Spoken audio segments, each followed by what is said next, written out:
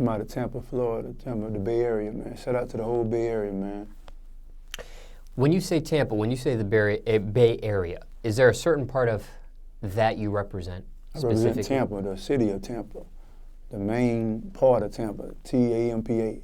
But I just shout out the whole Bay Area because, you know, we all work together. We all fuck with each other. What's included in the Bay Area? If people heard of Tampa Bay or the Bay Area, what does that mean exactly? You got St. Petersburg, the whole Polk County, Pinellas, Palmetto, Sarasota. You know, it's kind of like a Central Florida type of situation. Now, still living in Tampa? Yeah, I live in Tampa now. Now, what was it like for you growing up in Tampa? Well, shit, you know, for me, it was Paint like, that picture for us. Me growing up in Tampa, shit, I'm from behind the jet. Shout out all my jet dogs, you know what I mean? That's the on the private little projects, you know what I'm saying, housing authority, duplexes off of Hillsborough. People from Tampa, they know what I'm talking about. So me growing up there, man, it was kind of hard, you know, hard on my mom and everything, you know, trying to raise three boys by herself and shit. My daddy was in the feds and shit, fucked all up and shit. It was kind of hard coming up in Tampa, man, I ain't gonna lie, man, but it seemed easy because we didn't really know we was in poverty and shit, you know what I mean? Because it was just like another day for us, you know what I mean? But when you growing up there, you got the polices, you got the Jack Boys, you got, we knew the Jack Boys, you know, back then you say, they go to Jack Boys, they go to robbing, you know what I'm saying? So everybody knew everybody in that area. But you couldn't come back there and just do what you want to do. It was like $1 million drug hole where I live. You know what I'm saying? You got the prostitution, the pimps, you know, like a truck stop. So it's like $1 million usually come through there. You know what I mean? You got Cops, the TV show back there, you know what I mean? It was going there, it was a lot of money to be made back there. Now, your dad did some time in the feds. How much time? He did eight back door. Yeah, and back how door, old were you while he was gone? When did, like, how old were you when it started? How old when he? I was younger. When he got out, probably like 10 or something, 9 or 10 or something like that. But I got 2 older brothers, so shit, by then, you know, I really had to learn the game from them a little bit too, though, you know what I'm saying? Like, my people was a little more strict on me, trying to keep me, you know, go the right way. But, you know, when I go outside, bitch, I'm getting loose, you feel me? I'm just doing me. So did you ever visit your dad in prison? Nah, I didn't. We never get to go visit him or nothing. You know. Was it because he was too far away? Probably, like I said, my mom was trying to do it on her own, so she was working 2 or 3 jobs or whatever she had to do to provide for us. So we didn't have no transportation, no car. We walked distance. We walked miles and miles to get where we had to go sometimes, you know what I mean? So. What was your dad charged for that landed him in there, if you don't mind me asking? I'm not sure what his charge was. I don't talk to him too much about, you know, his business. He kind of like a quiet person, you know. He don't talk too much about it, but I know some of the charges were using his hands. He had deadly hands and shit like that. So it's a lot of other stuff, you know, whatever. So after he came home, your parents were split? No, they got together. They got back together? Yeah, they got back together. Oh, okay. Yeah, and then he was back in your life? Right, he was back there. Okay. So at that point, it was 2-parent household for you? Right. Okay. But by then, shit, everybody, you know, like my brothers and shit, everybody all there hustling and shit, you know, doing what they got to do to try to help out, you know what I'm saying, on the low, you know what I'm saying? I see. So while your dad was locked up, did you communicate with him at all? Phone calls? Nah, all I seen was his trophies and shit like that, because he was like a black belt and shit. He knew all that tough man contest shit back then, you know what I mean? Saw pictures of him? Yeah, pictures and shit. I ain't really get to, you know, communicate with him like that, you know what I'm saying? Probably once in a while or something. I just can't remember none of that. When he did come home, what was that like? Do you remember that? No, it was all good.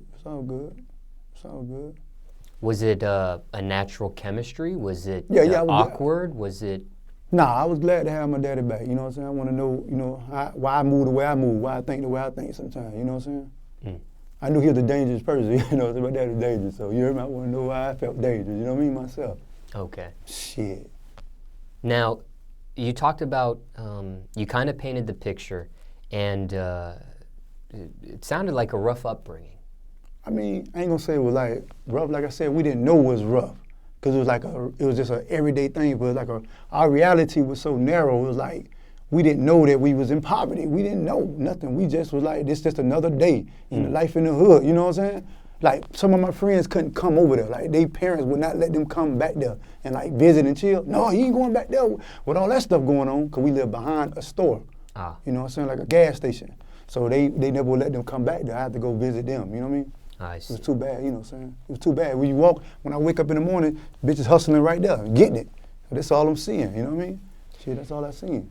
And when it comes to that type of street activity, some people can avoid it, some people get immersed in it. Right. Sounds like the way you pictured, you got immersed into it. Of course, yeah, of course. You know what I mean? I had older brothers, so it kind of was like a big influence on me in a sense. Because we all shared the same damn room. We had 2 rooms. My mama had a room, and we all us in one room. Shit, I'm looking around, and I found some goddamn, you know what I'm saying, some work, you know what I'm saying, some crack, you know. Shit, I'm trying to figure out how I can make a couple dollars too, to chip a little piece off and shit, and maybe he won't know, and I can pick my homeboys on and shit. That's what I was doing. I was breaking little pieces off, he ain't never know, you know what I mean? I was 11 years old, my brother gave me my first gun, man. It was a 32 revolver, man, shit. So was it almost, can we say it was unavoidable? I mean, It almost like you didn't really have a choice, or did you have a choice? I did have a choice, but my choice was already made up. My mind was already made up there. I had to get some money, you know what I mean? I wasn't really, my mama and them didn't know what was really going on, you know what I mean? They knew, but it wasn't nothing we just like threw in front of them, you know what I mean? I see. My mama was into the, you know, Bible and everything, you know what I'm saying? So it wasn't like that we threw in front of them. How old were you when you got immersed into this type of street activity? How young did it start for you? The first time I sold my first piece of, you know, crack, I'm gonna say I was 13 years old, man. I had to be like in 7th grade or something, you know what I mean? I started off in 6th grade selling candy and shit, you know. And I was gonna ask you, did it start with candy and lead to something else? Yeah, I was selling candy. My brother and then this other guy that I knew in my hood, they put me on and shit. People put me on. They started going to the stores and getting all the candy in bulks. So I used to carry a book bag full of candy, no books. All them books I hid them bitches in. I had like Ramen Noodles. I was selling Ramen Noodles to the little, to the little white kids and little white friends and shit, and people, you know, in school, and they was eating the Ramen Noodles raw with seasoning. They didn't even know what the fuck it was. They was just eating it back then. That was like a food for people like, you know, that's a cheap meal, you know what I mean? But they was eating it in school. I was getting $5 a pack sometimes. Shit, I was making good money off that candy until I got knocked off. Somebody told on me and shit, so. Yeah, selling candy in school is looked down upon or frowned upon, isn't it? Right, yeah, it is, but shit, you gotta get what you gotta get. Now, okay, so it started with the candy, and would you say it was a gateway towards? Yeah, it was. That shit opened up. That shit opened wide the fuck up. I was like, man, fuck this shit, you hear me? Because even though in a school setting, in a school level, it might not be a lot of money, that candy selling is still fast money, and it's under the table. So it can be like okay, I got 5, I got 10, now I got 15, now I got 20. Man, I'm talking about $500. I'm talking about, I took over the whole school. I had other people that were selling candy working for me, selling my candy. Shit, they ain't gotta purchase their own product no more. I just front them the candy, they sell it. Shit. What happens if you fronted somebody some candy and the money didn't come back? I mean, it always came back, so I ain't never had no problem like that shit. I mean, you know, I was that type of person. I was off the chain with that type of shit. Nobody wasn't gonna fuck me over, you know what I mean? That's the Bible term. That's not fuck me over. Shit, hell no. Now, looking back, and of course, dealing with street activity, there's consequences that can happen from that. There's violence that can stem from that. There's incarceration, be it jail or prison time. There's that looking over your shoulder feeling. There's stress that's involved. Any regrets dealing with that street activity, that lifestyle for you? Just thinking back and all the stuff you had to deal with. Any regrets? For me, man, there ain't no apologies or no regrets, man. You know what I mean? At the end of the day, if I had to do it all over, I'd do it the same, man. I ain't feeling bad for nothing I did or nothing I might do for the future, you know what I mean? I'm just moving forward. And all the shit I did, like I lost my best friend, you know what I mean, to the county jail. He died in the county jail. I don't know what happened, you know what I'm saying? They say it was an aneurysm, but you know how that shit goes. His brother shot the police, so he ended up in there on some snitch shit, you know what I mean? And 4 months later, he dead, you know what I mean? And now, you know how that shit go. You never know how this shit tie in, so. That was my cousin, but you know, he's my best friend, you know what I'm saying? He's a brother to me, so I lost that nigga, you know what I mean? I lost a lot of friends to the streets, man, like to different bullshit, but at the end of the day, I can't frown upon it. I can't, because everybody knew what they was getting into. One thing about it, we understood what the fuck we was doing. We didn't give a fuck about, like, backing up and backing. We always move forward.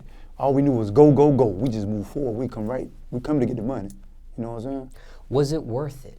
Was the risk worth the reward, or what you got out of it? Yeah, because it kind of was an intelligent approach. The way I always moved, I always talked like the little homies. One thing about it, I always told the little homies, I said, man, go to school, man. Go to school if that's what you really want to do, man, because that's something that was open for me, you know what I mean? And I was telling them to go to school because it's bitches there, you know what I mean? Whatever to get them to go to school, not be doing what I'm doing during that time, I was trying to do it. I did try to help them. But when they started doing other things, you know what I mean? So my partner started stealing and, you know, breaking and entering, B&E and shit, you know, all kinds of shit.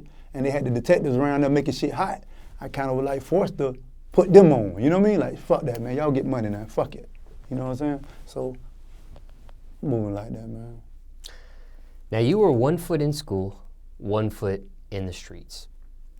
Somebody watching this, let's say they are in a similar, circumstances could be different for everybody and why they do the things that they do. But let's say there's a kid watching this, maybe around the same age, teenager, 1 foot in, 1 foot out. What do you say to a kid like that right now? I say, man, if you're going to do anything, man, you got to be 10 toes in or 10 toes out.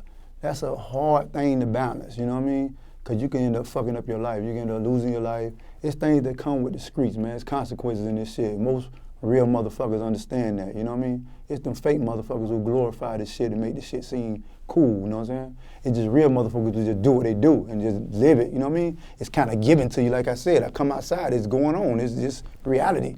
Some people try to make that their reality, you know what I mean? They don't have to go that way. So you got, like I said, you got the robbers, you got, it ain't just trap, having fun, you hear me? You got to worry about the co-defendants, you got to worry about the snitches, you got to worry about getting indicted, you got to worry about the feds, the sheriff, whoever kicking in your motherfucking door. You got to worry about a whole bunch of arsenal of shit. Baby mama drama, when you in the streets, bro, you in the streets. Therefore, you don't look back when you in there. But if you got 5 toes in and 5 toes out, I'm going to tell you, you got to make that decision to either step out that motherfucker and do something else, go that way, or go that way. It's up to you to go right or left. Hey, I can't make you go right or left. It's up to you. But it is the decision. I tell all the younger folks, you know what I'm saying, little teenagers and shit, that shit, man, I'm with you, man. Shit, I already know what time it is. I know how hard it is, shit. I was 17 one time, you know what I'm saying? So, shit, I can't frown upon you or look down on you, nigga. I'm rocking just like you still. Shit, it is what it is. When it came to school, what type of kid were you in class, generally speaking? Shit, in class I used to doodle on my damn paper, all the work that we had to do, homework or work in class, I would doodle, I'm drawing on that bitch, writing lyrics on my damn paper and shit. I'm fucking off. I really didn't have a focus. I couldn't focus on the teacher and shit. I had like ADHD or some shit, you know what I mean? Back then, motherfuckers, you know, wasn't really diagnosing niggas like that, you know what I'm saying? Because back then, motherfuckers just we ain't had no goddamn insurance and shit to go to the doctors and shit all the time. You had to, you know, mama cured that cold, but when I was in school, shit, I was just one of them live little kids, you know what I mean? I used to make everybody laugh and fuck off it. We'd have a good time in school. If you were the new hoe, I was gonna get you, you hear me? I was on the new bitches. All the new bitches, I was getting them hoes. We were fucking, you hear me? You know what I'm saying? But, you know. Did you rap in school? Yeah. I used to do little shows and shit. What grade did that start for you rapping? In school, actually in school or in general? In school. Shit. Do you remember like a certain grade or maybe age where the rapping started for you? Probably like 5th grade or some shit, you know what I mean? Elementary going into middle? Yeah. And you said you did talent shows? Yeah, I did little shows and shit at school, recreational parks, different little shit. How'd you do in those talent shows? How'd you come out? Shit, I always was on top. Shit, people screaming and shit, fucking with me, you know what I mean? It only powered my ego, you know what I'm saying? Powered me up. What about like, I know high school, they be doing like pep rallies and stuff like that. I know some schools, they let people perform or come to the school and perform. Were you able to do stuff like that too, or was it just like more so the talent show stuff as you were growing up? Nah, I actually, when I was growing up, I actually opened up for some artists. I was real young, but I opened up for Destiny Child during that time. I had to be a real jit back then, because my cousin actually was on the ticket, like to do some open acts. Okay. But they put me on their ticket, because we were like the wild little youngins. So we actually got the chance to go on first at a big USF Sundome, so you know what I mean? So all that type of shit was fun, you know what I'm saying? Growing up, that shit only powered me up, you know what I mean? But I was doing all kinds of other shit. When it came to rapping, did you battle other classmates? Were you into stuff like that too, or no? Yeah, we used to be freestyling in the lunchroom, battling and shit, and around the city, battling in different clubs, different venues, different spots. Yeah, I was always into that shit. How did you do? Did you win more, lose more, I balance? I was always in the newspaper and shit, the king of the mic and shit, you know, in the younger days, you know what I'm saying? That ain't really my thing, but I could do it, you know what I'm saying? I just wanted to show people I can do what the fuck I want to do. Now, we talked about it earlier where you were 1 foot in school and 1 foot in streets at one point. Right. With that type of stuff going on in your life, were you able to still graduate high school? Yeah, I still graduated high school and everything. I'm going to tell you how that worked out. Please. I was so far behind, I was like in the 9th grade homeroom, 12th grader. And I was thinking about all my partners and shit. Everybody had already left, you know, dropped out or did what they gonna do, and some people just still there, you know, ready to graduate. They got their grades up and shit. So when I say I was in the 9th grade homeroom, but I was a 12th grader, I mean I was basically a 12th grader in the 9th grade, you feel me? Like I wasn't turning in no homework and shit, you know, my mom was on my head, you know what I'm saying? But I was acting like I was doing this and doing that, and when I figured that shit out, I went to my guidance counselor, Mr. Rules. I ain't gonna forget his goddamn name, man. Shout out to Mr. Rules, man. I went in that bitch and I put on a real show for him, you know what I mean? And I let him know, man, look, man, I want to be the first person out of my family that really do something big, man. If you can help me out, man, to help me get myself in the 12th grade, man, I will never forget you, man. And lo and behold, man, that old man, dog, that old white dude, dog, he helped me out. He changed me out of classes that, you know, I used to be fucking with the teachers and shit. He took me out of them classes, put me in more other classes that was cool and shit, was more, I can vibe a little better. And he helped me out, man. You know, like I used to be in the portable classes and shit like you know, discipline classes and shit too. You know what I'm saying? So that was like, you know what I'm saying, like middle schools and shit like that. You know what I mean? So, and you know what I'm saying, at the end of the day, shit, I was trying to get up out that bitch. I didn't want to be left behind, that's all. You know what I mean? I want to make my mama proud. She used to always say that, man, just graduate, you owe me nothing else. Just graduate. My brother was in prison, man. He was doing a bid. You know what I'm saying? So was this self-motivated for you to finish, or was it your mom kind of saying, It was my mama motivated. You know? Okay. Leave it up to me, shit, I would have, shit, you know, I don't know what I would have did. I probably would have just... dropped out. Now, I ain't gonna say drop out. I would have probably just moved somewhere else, man, and chased this shit I'm chasing right now, and just doing what I'm doing right now, shit. I probably would have finished later doing some other shit, you know what I mean? There's plenty of interviews I've done with people that were 1 foot in, 1 foot out, and they ended up dropping out. Right. Some people that ended up dropping out eventually got a GED because maybe, you know, their parents were in their corner, or, you know, maybe they got caught up in the law, and part of you know, rehabilitating was, hey, you got to get a GED. And maybe you can get a lesser charge or whatever the case may be, I don't know. Probation or however that stuff works. But I'm just curious because it can go either way, a number of ways. Right. But you did graduate. Right. After you graduated, was there any thoughts on furthering your education? Yeah, it was thoughts in my mind and shit. I definitely wanted to do some shit towards the music and shit, man, and more like the video, more like videography and shit. But shit, by the time I'm out there, bitch, I'm full-fledged in the motherfucking street now. You know what I'm saying? I'm fucking with my old bus driver. She pulling up the kids, getting off and shit. I'm jumping on the bus with her. What's up? This me. What's up? You know what I'm saying? They fucking with me back. But you know what I'm saying? I was like, shit, this is my life. You know what I'm saying? When I got out of school, bitch, I was all in. You feel me? It wasn't no 5 in and 5 out, bitch. It was 10 in. You feel me? I wasn't even playing no more. We was all getting money on Hillsborough Avenue till Vice come through.